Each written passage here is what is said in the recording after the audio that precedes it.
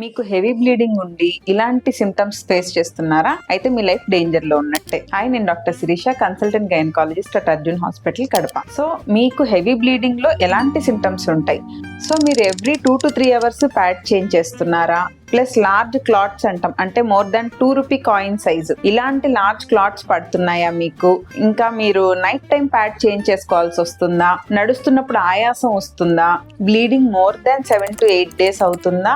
మీరు మీ daily activities చేసుకోలేకపోతున్నారా? ఇలాంటి symptoms లో ఏది ఉన్నా కూడా మీరు డేంజర్ లో ఉన్నట్టే.